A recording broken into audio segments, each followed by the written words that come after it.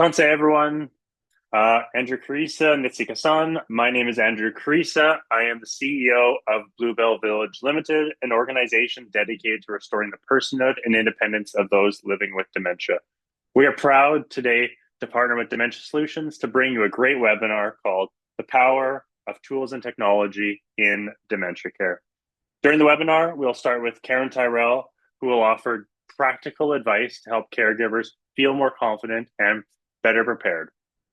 And I will close with an introduction to our patent pending tool to support caregivers called blueBell Connect. So like I said, we're incredibly lucky to have Karen with us today. Karen Tyrell is a certified professional consultant on aging and a certified dementia care provider with a passion for improving dementia care. She's the founder and CEO of Personalized Dementia Solutions Incorporated, and she's been in the dementia care industry since 1995. She's the author of the book, Cracking the Dementia Code, The Creative Solutions to Cope with Changed Behaviors. Karen's drive to assist families, caregivers, care homes, everyone in between ignited while she provided therapeutic recreation activities to seniors in long-term care. While doing a placement as part of her schooling in the mid-90s, she observed many inappropriate care practices and approaches towards the residents on the dementia care unit. It was the opposite from what she had been learning in class. She then attributes these disturbing experiences to the reason why her passion ignited. Her mission is to empower all caregivers, both frontline professionals and families, helping them recognize their incredible potential. She believes that they can create harmony and effectively manage dementia-related behaviors using creative approaches. Since 2010, Karen facilitates monthly support groups for families and incorporates her skills of using solution-focused brief therapy. I first met Karen a few years ago through Elroy Jesperson, the creator of the Village at Langley. At that time, Karen had done a wonderful job in supporting the development of Canada's first dementia village. So obviously, I was really excited to get to know her and learn from her. On a more personal note, Karen Tyrell has been a key supporter of our work here at blueBell, and I'm glad that we can have her joining us today. Karen, I will pass it over to you now. Wow, thank you so much for that introduction, Andy. And I just want to say I'm really happy to see all the people here who are interested in learning about this topic.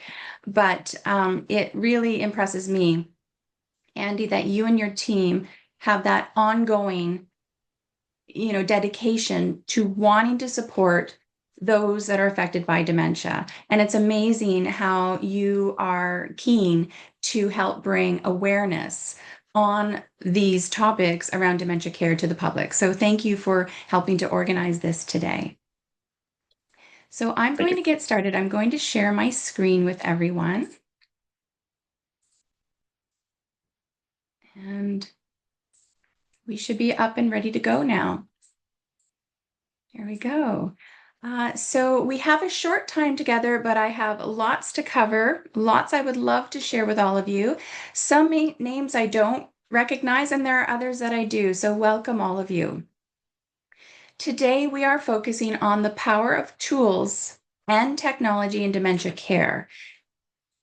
What I'm going to share with you is, usually I have my slide, but Andy did such an excellent job at introducing me. Again, I am very, very proud of the learnings that I have gained over the years from different individuals over time. I can't believe it's 30 years this year, but I've had many great experiences, even working at my local Alzheimer's Society, where I was from in Ontario, and I worked on the board for many years, and then as executive director moved to BC, and that's when I saw the gaps, and I had to start my company where I provide support for families and also education for both the families, the public, as well as frontline professional staff. Yes, I have amazing experiences with helping design the very first dementia village in Canada, and this is in Langley, BC. And I helped co-create an adult cognitive wellness center, and of course, supporting Andy with his adventures that he'll be sharing a little later. So with our plan for today, I want to talk about an overview of dementia and the dementia journey. I will have to really speed through this because I want to get to the most important parts today, which is why technology in dementia care matters.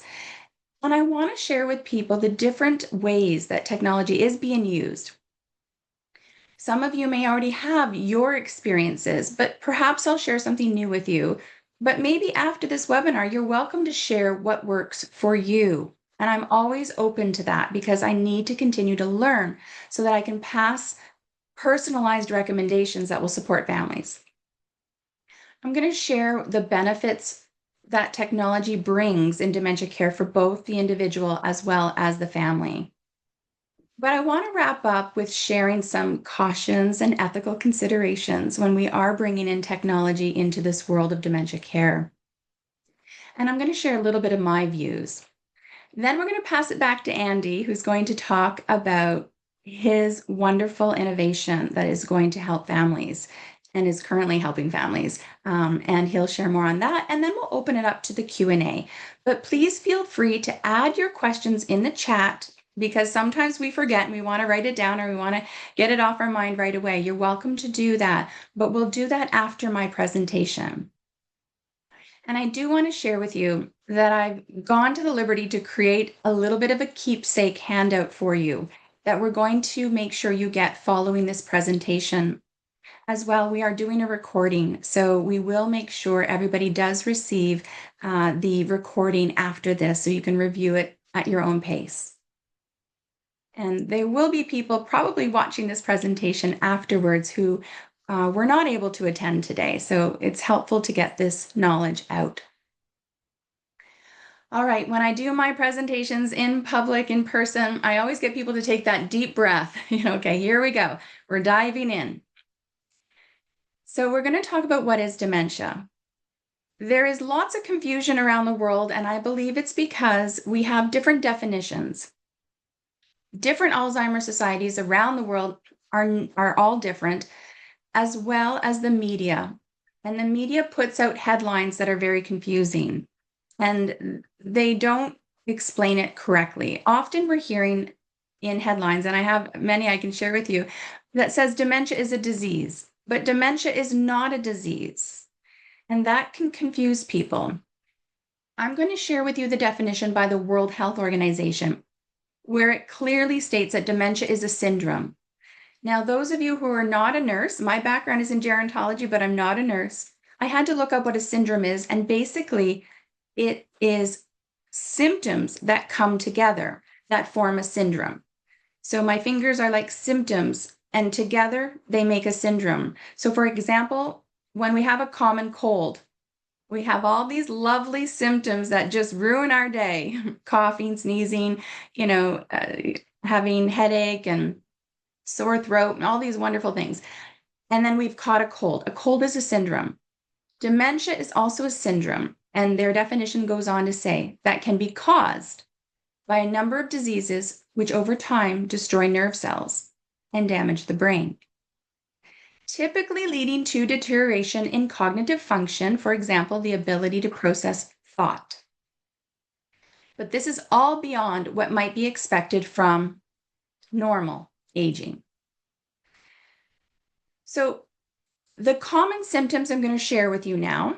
Some other organizations will have more symptoms, but here are just a few of the common ones. We will see memory impairment, whether short-term or long-term memories. Thinking impairment, as the definition stated. So the ability to process thought, the ability to even come up with critical thinking strategies. There's many examples of thinking processes that would be impaired.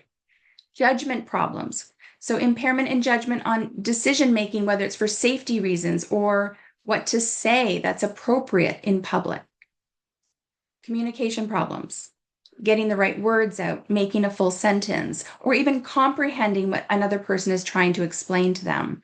So challenges with communication can show up as a symptom, as well as personality changes.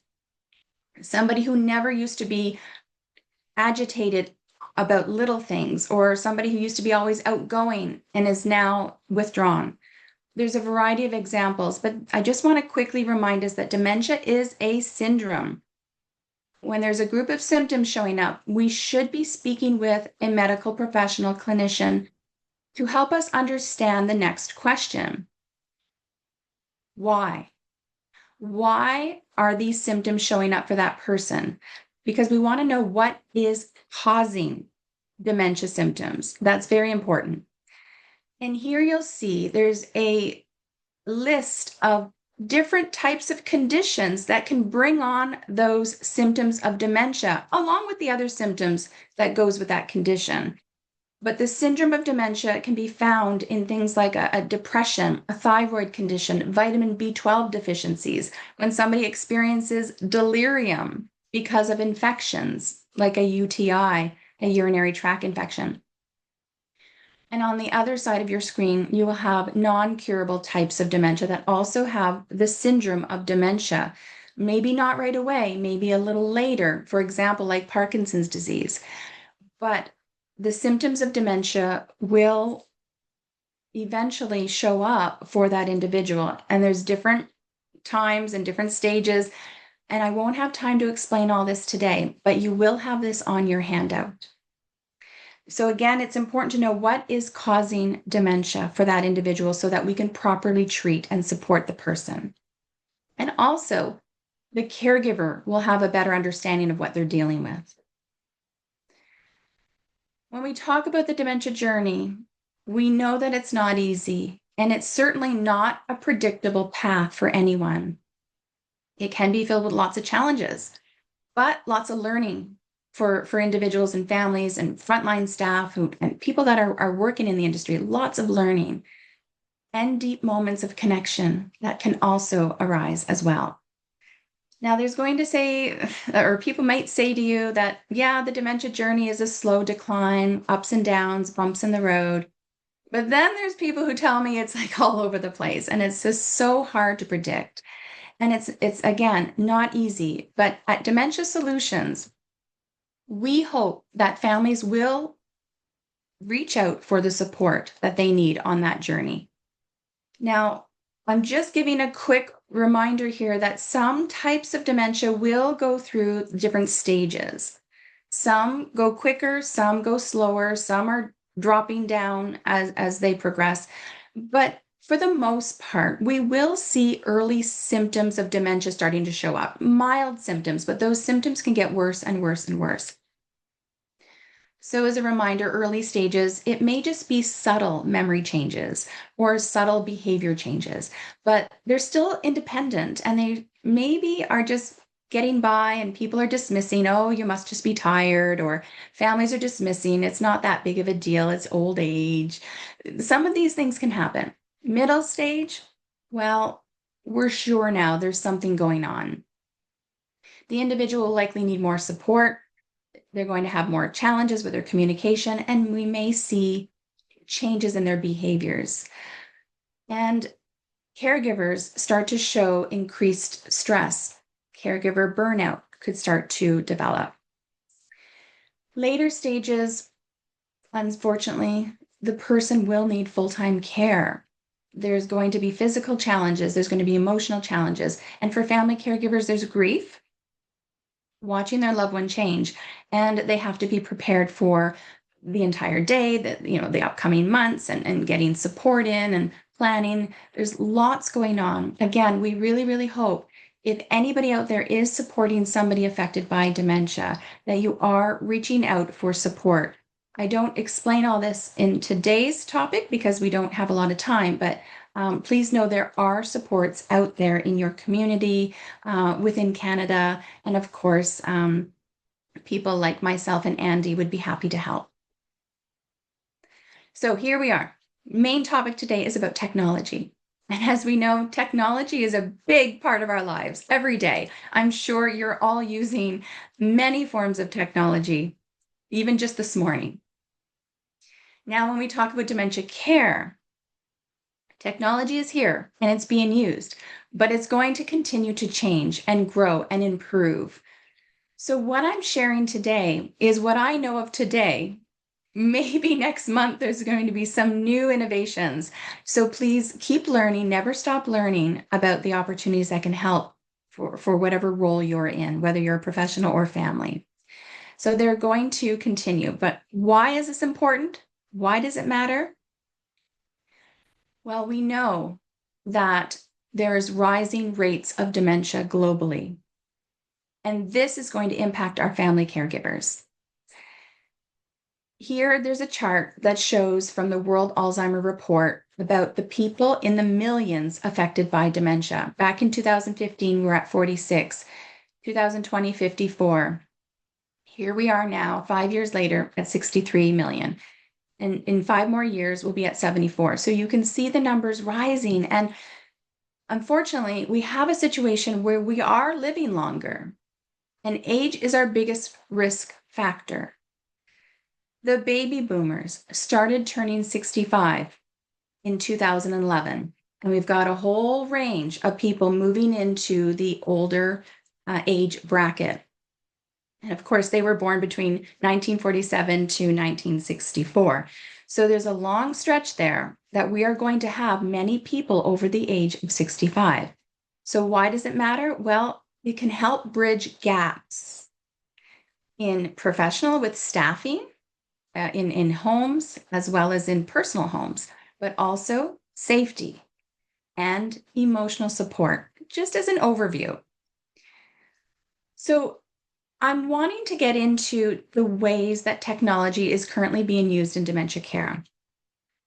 But there were so many that I had to really focus and bring it in. Okay, let's talk about it in different categories. So I'm going to talk about these 4 categories. So we're going to break it down to safety and monitoring tools that are being used, cognitive and emotional support tools that are being used, as well as communication and engagement tools. And lastly, caregiver support technologies. Now, I'm just going to say a little disclaimer here. Whatever I share, I'm sharing with you not for promoting any of these items that I'm going to be explaining.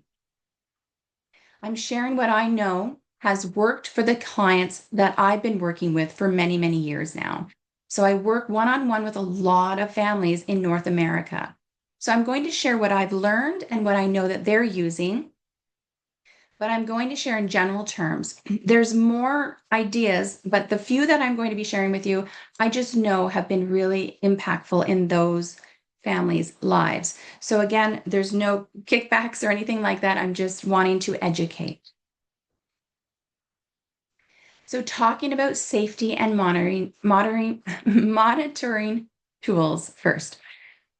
So we know, I hope people understand that wandering is very scary. It's a high risk situation. That's when the red flags come out that, wow, we need to be more on top of supporting this person.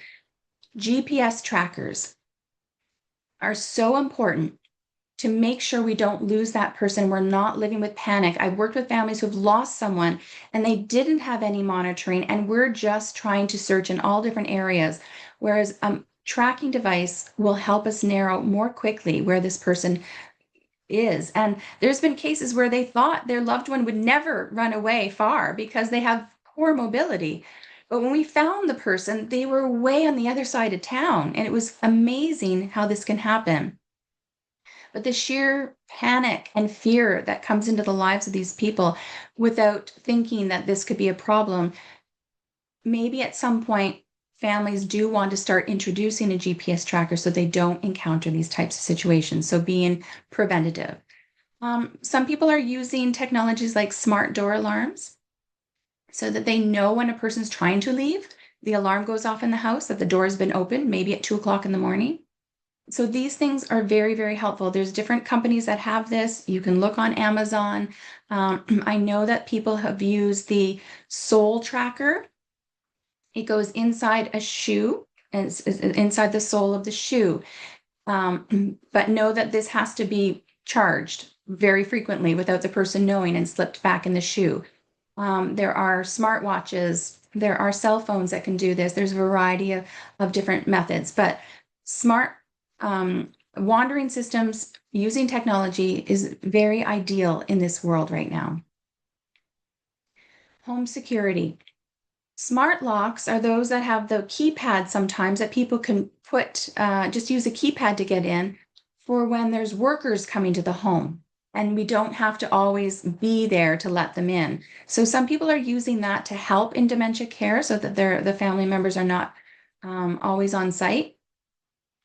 But there's smart home apps. Maybe people are using these already, whether it's Google or Amazon or, turn off the lights or lock the doors and it can lock automatically. I personally don't have one of those. I don't know how they work, but some people are saying they are very helpful. Of course, cameras, whether on the outside, whether they're on the doorbell, like the Ring, some people are using them to see who's coming to the house. Are there people trying to commit fraud, financial abuse, that sort of thing? Excuse me.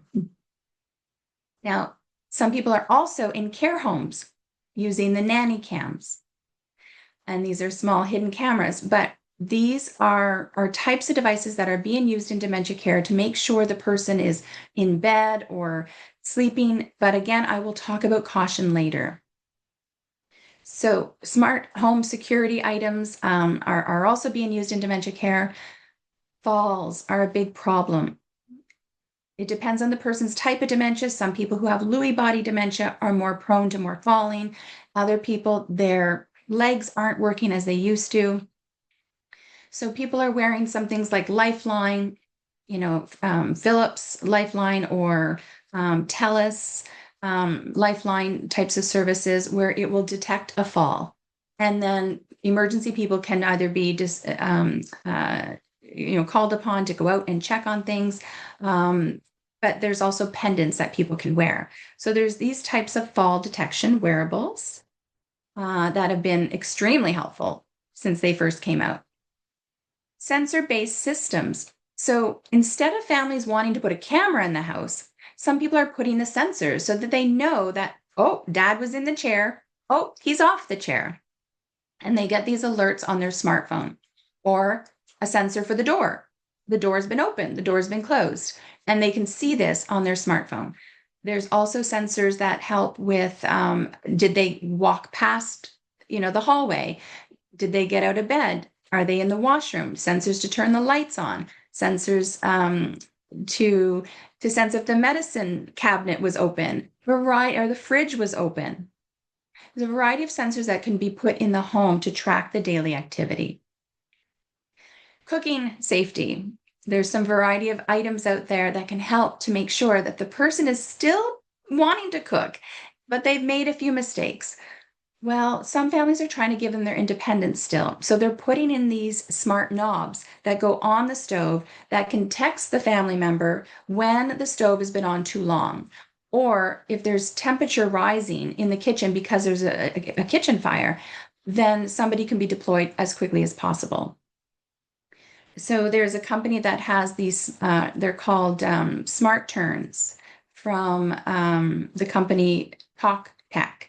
And I'm happy to share that later. They're a Vancouver company that has been excellent to help the families who want to continue to support their person with independence. And also sleep monitoring. So there are, and with this Talk Tech, TOCH Tech, they have sleep sensors that go under the bed that the family can also get notifications. Are they in the bed, out of the bed? What's their heart rate? They can find out, if they were up all night because of a UTI or something else going on. That's why they're sleeping today. Some people are using the smart watches to get a reading on, how they slept through the night, how much deep sleep they received. Because sleep will impact maybe their day or their behaviors the next day. So these are just some examples I wanted to share in case you weren't aware of all different types of safety and monitoring tools.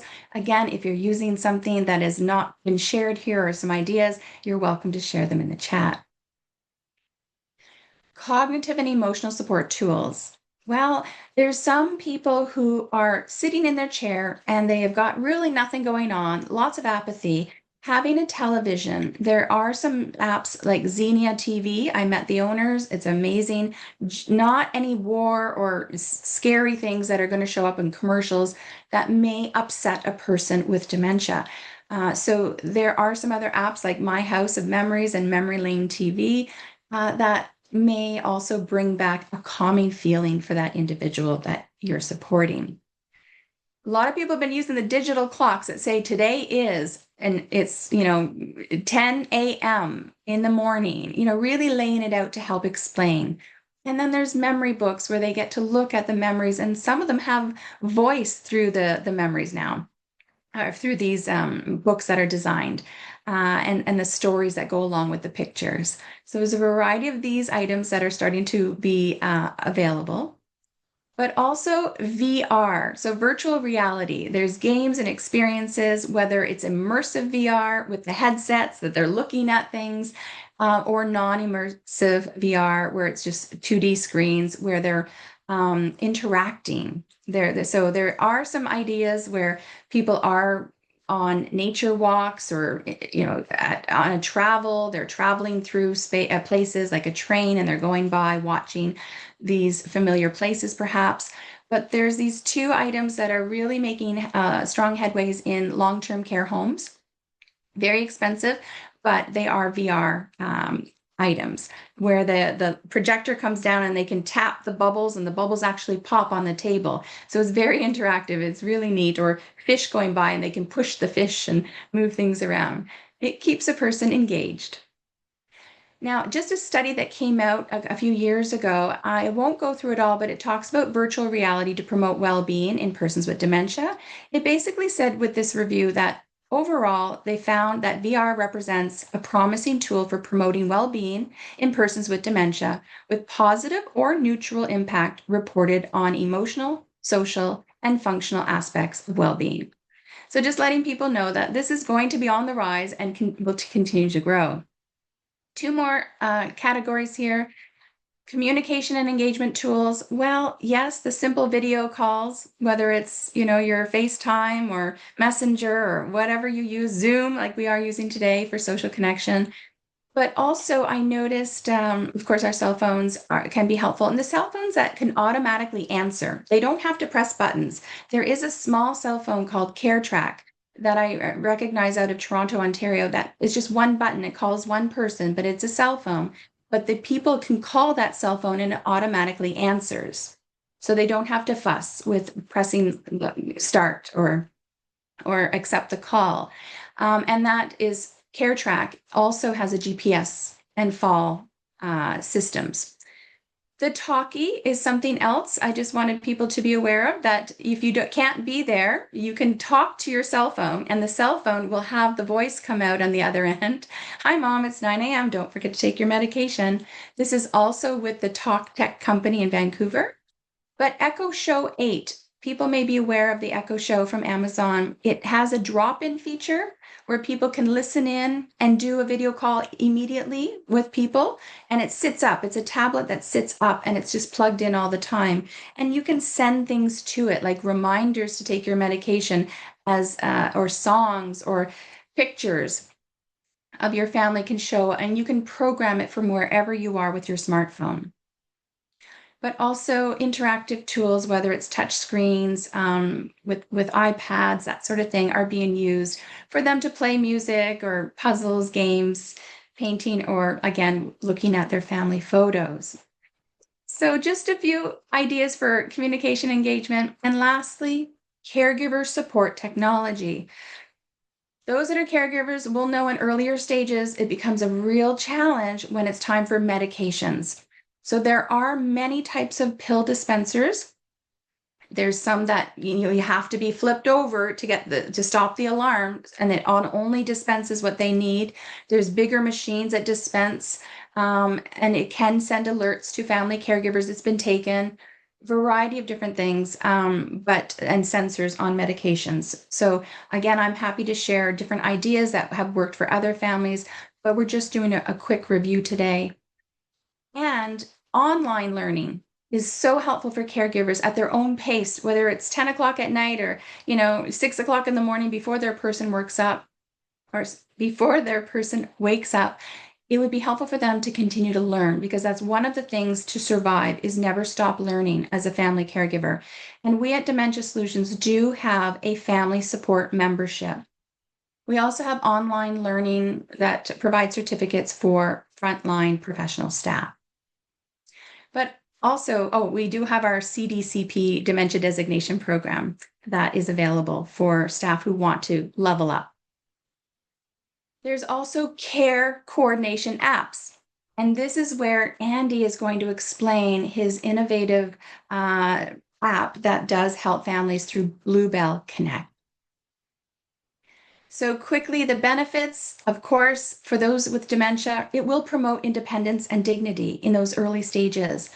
It helps to reduce isolation and boredom. There's all kinds of little robotic, cuddle things that can also make a person feel good that I didn't mention.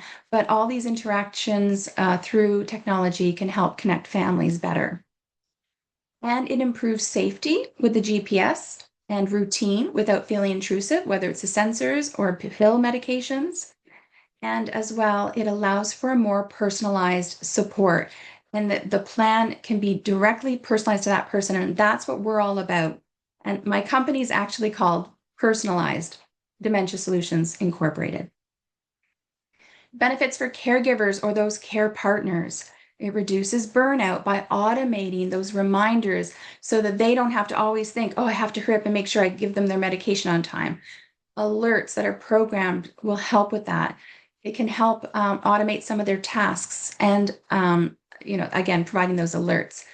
But it could enhance the communication across the team, all the people involved, all the family members, even if it's the niece or the grandson that can help out. And this is again where blueBell Connect comes in and provides peace of mind, such as the sleep sense or the sensors for in the house or pill dispensing for those that are far away and can't be there right away for those family members.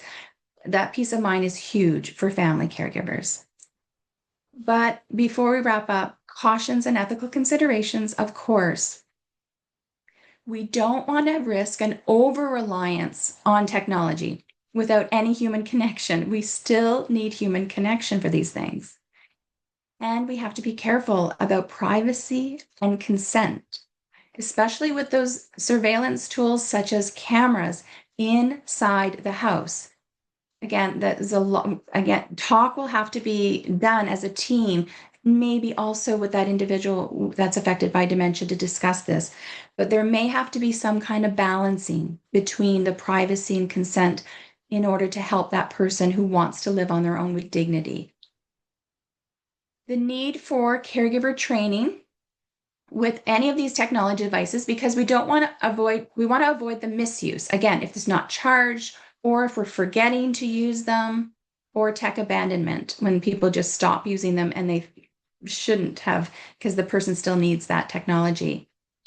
And ensuring, in my opinion, that there's equity for everyone, even those that can't afford some of these types of technology devices, like these expensive GPS, if only they're able to put them in their shoes as a way to keep it under cover that they're being monitored. So again, they can be expensive, but also people in rural settings, I hope will also have access to these types of technologies. So my experiences with technology dementia care, it has had a great potential. It can help the caregivers. I've seen them reduce their stress. Especially the one that used to always be frustrated with her mom calling her all the time. So she used the talkie and said, Mom, I'm just busy right now. I'll call you back in a bit. So mom was able to relax and not keep calling, panicking that something's wrong with her daughter. The talkie announced in her bedroom, I will call you back. And when used thoughtfully, tools and technologies can help people living with dementia maintain their dignity and independence. But the goal should always be implementing person-centered care as well as support. And so I'm hoping down the road, people are incorporating their heart as well as innovation for dementia care. And reminder again, lastly, technology should not be a replacement for human care. But we can integrate these types of technology as a powerful partner is the way I see it. And it needs to be designed with empathy. Just for those that don't know me, a reminder, I am a dementia consultant. I do provide private consultations for families one-on-one. We bring all the family together on Zoom if we need to, and I always provide a free Zoom or phone consultation. I do support groups, as Andy had mentioned earlier. They're mostly online. I do some in person here in BC. And also, as a reminder, for those that really need the ongoing education, guidance, and support, the family membership, we do provide a lot more in there on your journey to help you in every stage. And of course, I love to educate staff or community. And again, thank you, Andy, for putting this education on. I think my time is up. I'm going to pass things back to you, but to know that if anybody wants to learn more, please stay in touch. You'll find more information on my website and how to contact us. And you can join our newsletter for when we offer other types of free education to the public. Thank you, Karen. Definitely learned a lot. There was a lot of good insights, and it's interesting.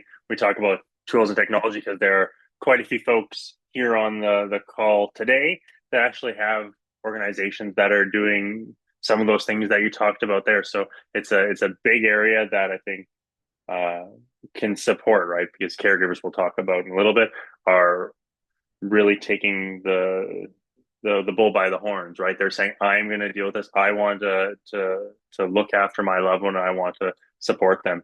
So we'll talk a little bit now about what does that kind of look like on the other side. So I know some of the people on here. I don't know all of them. So a bit about me is that I am an engineer by trade. I never wanted to get into health. I never thought I was going to get into health. But my grandmother, who you see here, she was the catalyst that made me leave my engineering career and leave my management consulting company to support.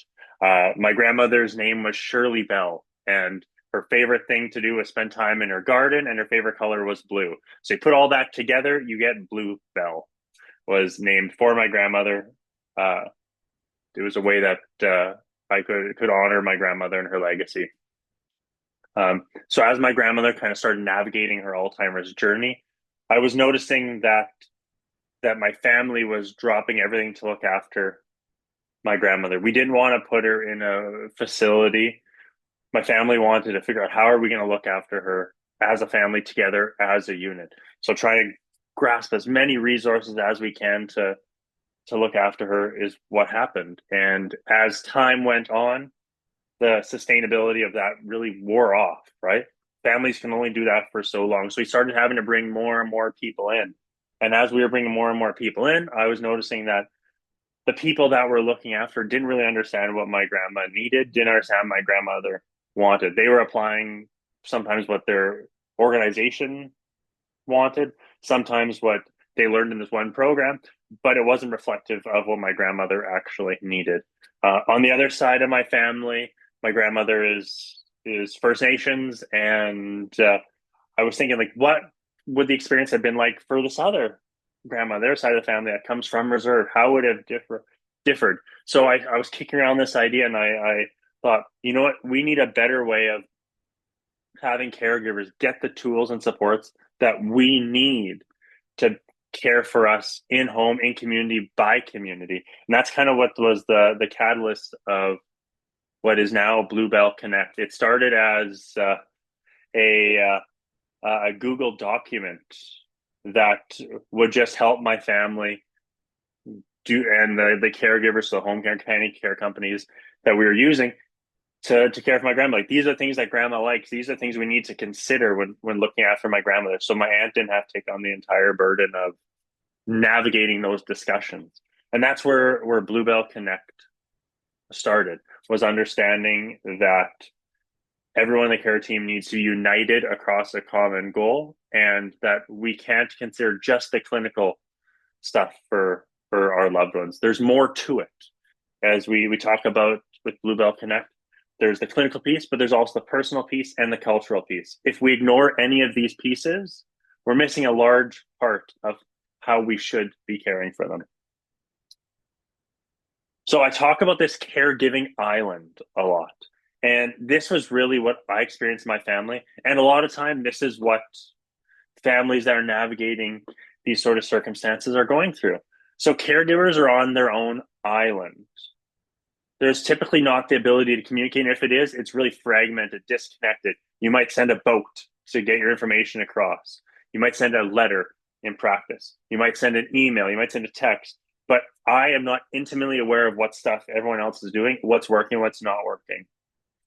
Like I said, it's fragmented. We're missing specific pieces. And then the people that we're hiring and getting to support us, maybe physicians, maybe neurologists, maybe specialized nurses, maybe people like Karen, they're only hearing small pieces of that information. They're not hearing everything that's going on.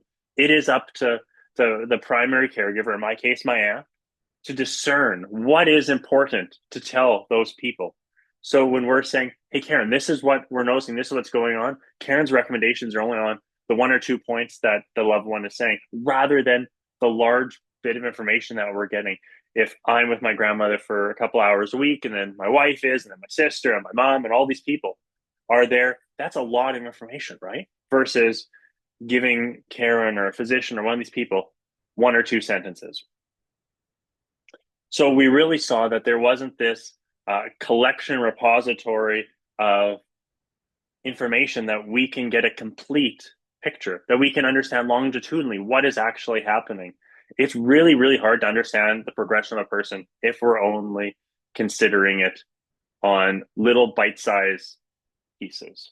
So really that's kind of where the evolution of blueBell Connect came in, to build this caregiving bridge, to unify and unite caregivers.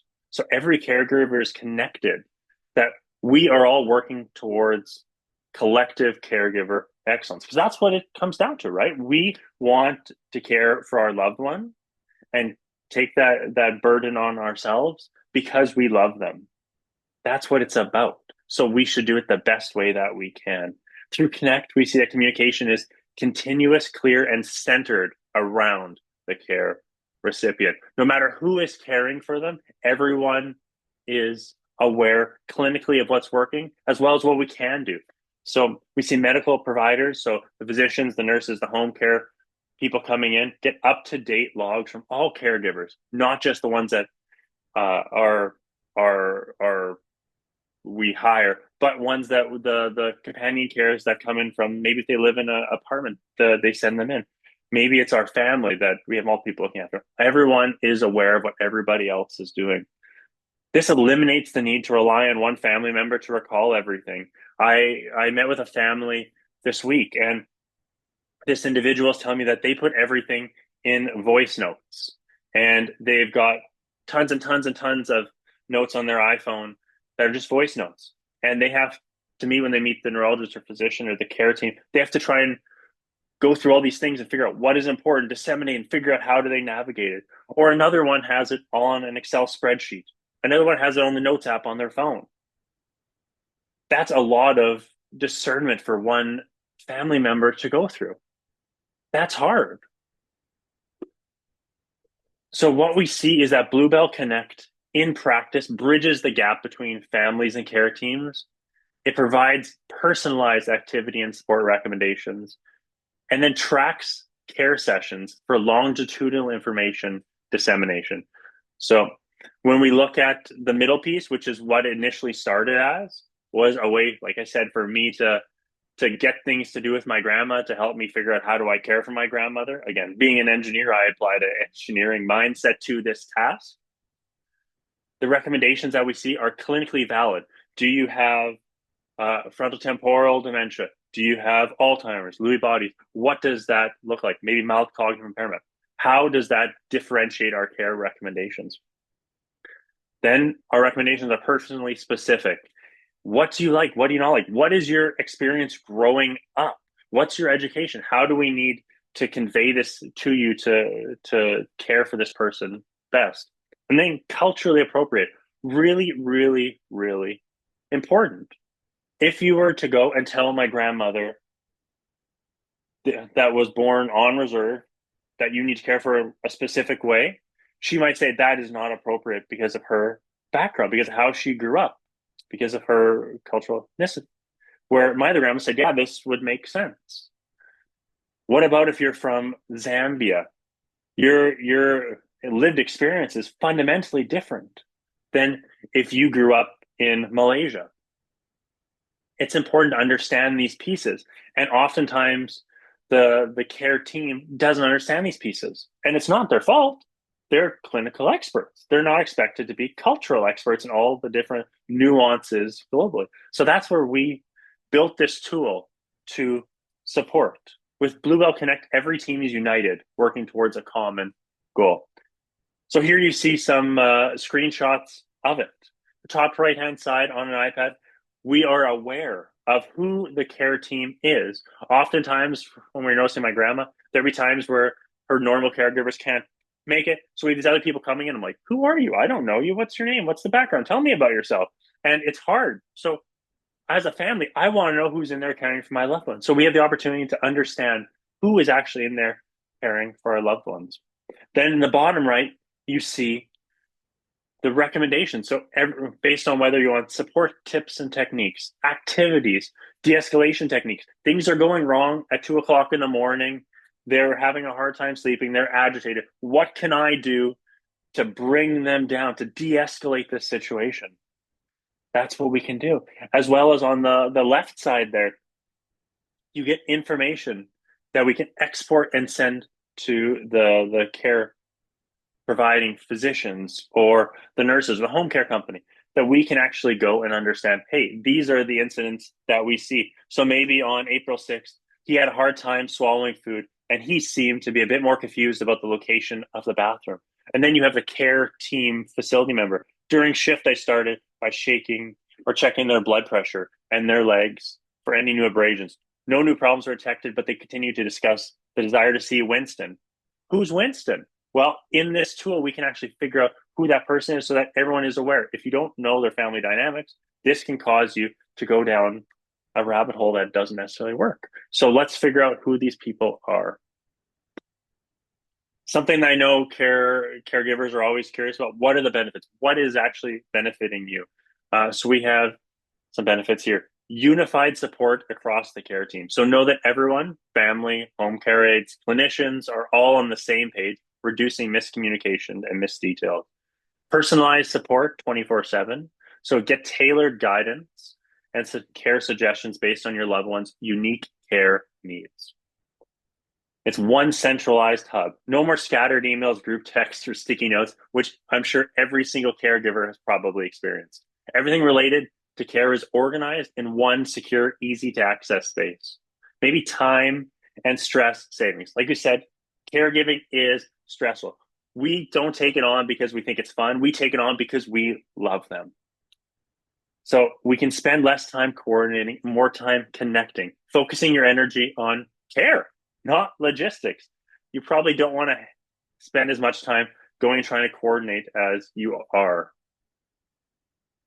It provides culturally and personally relevant recommendations. It respects your identities, traditions, and preferences because caregiving is not a one size fits all approach. Our slogan at blueBell is restoring the personhood and independence of those living with dementia. That's important, right?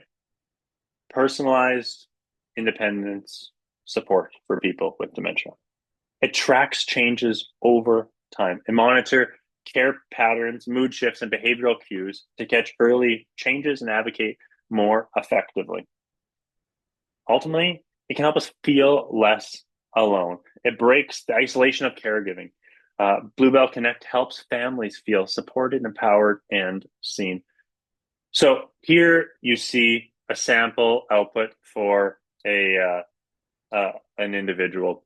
So on the left, you see here some of the factors that are generating the recommendations. In this case, it's an 82-year-old female with Lewy bodies dementia. They're Canadian, they're Indigenous, they're Christian, high school graduate, they were healthcare aide. They're growing up dynamics where they experience residential schools. They have close relationship with their grandmother, or Cookham, and they dislike having restrictive independence. They want to have control and agency. The output are three of the recommendations that were generated through Connect. And the output, which is selected by the caregiver, is one of these three. And it's defined by the domain, so activity, support technique, de-escalation technique. and you see things like an activity. Initiate a discussion with your loved one about significance and how they would do harvesting, such as, gathering and hunting. Explore the significance of these practices in Indigenous cultures and their connection to land. So that's important, right? If you're working and supporting an Indigenous person, if you don't necessarily understand the significance of that question or dialogue, it may not work great. So if you want to try and find things, how can I connect and how can I build this relationship? That's one we can do. Um, Another one is support techniques. So let's say that you are caring for this person and that's Indigenous and you're not, but you've been hired to look after them. A support technique that is generated in this context would be before proceeding with any task or activities, take a moment to discuss with the individual what will be done, providing a clear explanation of the process to engage individuals with dementia. You're involving them in that discussion process, right? We think that makes sense. I would normally do it, but oftentimes I've seen that it's not, especially when we're engaged the First Nation community. We want to engage them and involve them in that process rather than just deliberately do these actions to them and on them. We want to engage them in that process. So these are the kind of supports that Connect can generate for you. And it can do significantly more. Right now, we have a couple thousand recommendations that are tied to many communities and ethnic backgrounds and religions. So if you are interested in that, please reach out. Do you have any positive experiences from Snow Zelen rooms for people with dementia? If so, can you elaborate on those experiences and the technology? Okay, so for that question, I personally do not have experiences supporting somebody inside a snoozling room. But I've been involved in, was it back? I think it was back in the year 2001 or 2002. I can't remember, where I went to see the very first snoozling room that I've ever, never heard of it, and a psychiatric hospital in Brockville, Ontario.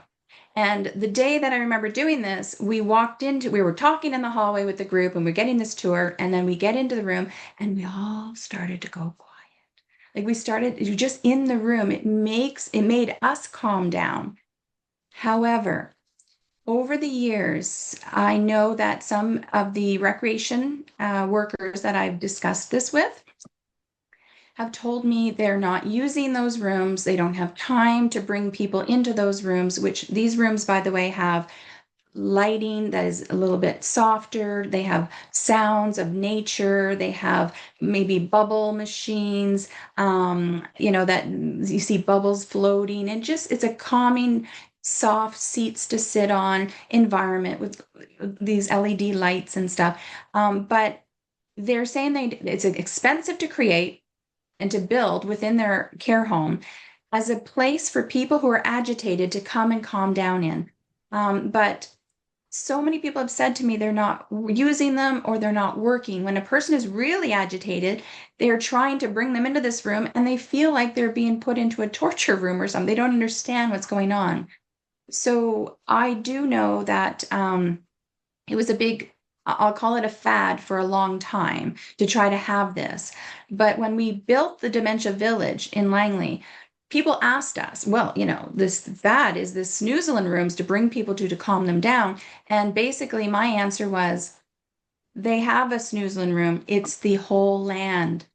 We let them go out into the nature. That is the snoozling room. And it has been showing effect that they calms the person down after a little bit of a walk. Then they can easily be redirected back for lunch or supper or ice cream or, something afterwards. But the outdoors, in my opinion, is more of a way to calm people down than a snoozling room. So I hope that answers your question. Next question for Karen, you and I, so I will let you answer first. Are either of your services or companies open to collaborating with researchers? This individual's group is working on a relevant project and would love to connect. They're from a university here in Canada. Well, I'll go first. Of course. Of course. Anything that's going to bring positive changes to these caregivers that I work with and to these family members. Absolutely. Please stay in touch. I'd love to learn. And for the blueBell side, absolutely, we've collaborated with other universities such as McMaster, University of Calgary, University of Alberta. So yes, absolutely. Please reach out to Karen and I, and it sounds like we both would love to support wherever we can. I mean, we're both passionate about that support. I Mhm. have another question that has shown up here personally to me. Um, so typically, this person has always wanted to care on their own. They want to do it on their own. They don't necessarily trust all the systems around, but they're realizing that they're kind of hitting a wall and they need to start bringing people in. How do you qualify those supports of people you need to start bringing in? So is that a question for me on Yeah, how to yeah, qualify the people coming into the home to offer the care? yeah. So Well, whether it's like obviously, long term care, assisted living, home care, whatever, how do you justify which people are the right people that in your care dynamic? How do you bring these people in? okay, so I know that when I've helped families find the right fit for in-home support, we've encouraged them to meet the individual because there has to be chemistry. If the chemistry isn't there, it doesn't matter how much training they have in dementia care, we need that chemistry. We need them to bond both on the same sort of emotional, a good vibe. There are some people who don't have dementia training as major part of their training experience, but yet they have this emotional intelligence to work with people with dementia, which I find amazing. But then there's people who have lots of training and they're not using their emotional intelligence or their skills, which is really sad to see. So we can't just go by a resume of their experiences. We need to meet with them. And when you go into a care home, if you are wanting to meet with the frontline team and you want to do some interviews, basically ask questions like, so how would you handle somebody with dementia who wants to go home? Simple questions like that are very common. And you may see that their response and how they respond might give you an indication of, is my loved one going to get the right care?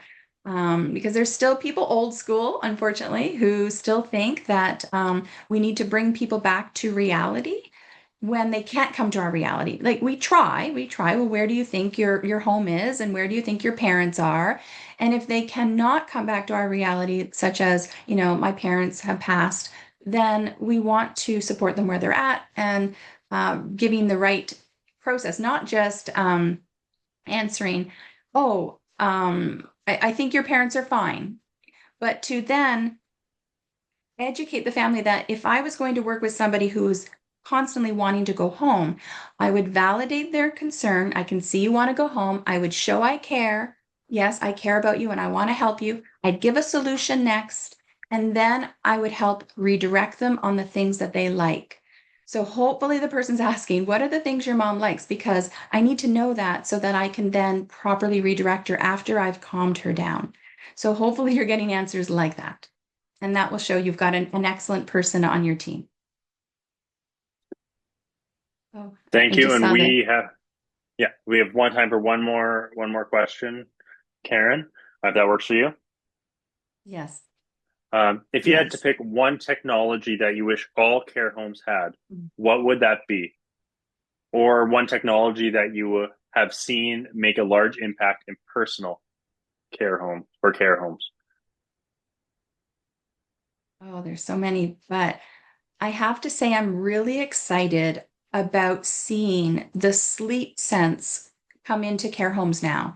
When it first came out, I was using it with family members, and now some care homes are using it and showing how amazing the results are proving because the sleep sense can go to an app to the caregiver and they don't have to knock on the door or open the door, disrupt them to see if they're still alive.